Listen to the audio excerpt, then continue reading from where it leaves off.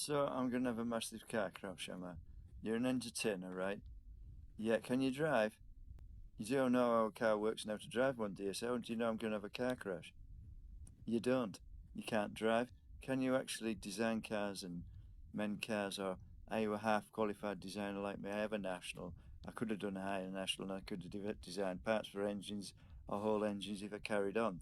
My mother had a heart attack during my national, and well, I didn't want to go to the Midlands. I like it round here, but so I started the HND, but I came back because I didn't like the place I was in.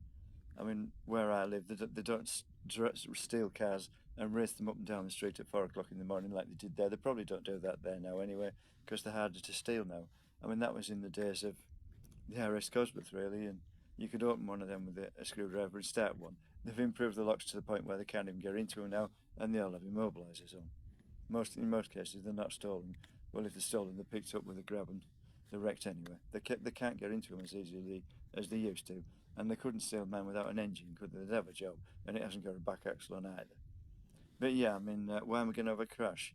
I was considered for F1. You may not know that. You may not care. And I impressed somebody with my boat driving skills when I was 11 years old. Sort of a byproduct of me being bullied at the age of 9. It made me very it made me able to focus and concentrate and control myself. Yeah, because I had to control myself to cope with the bullying, and it taught me control, so I was able to control the boat at the age of 11. I was just 11.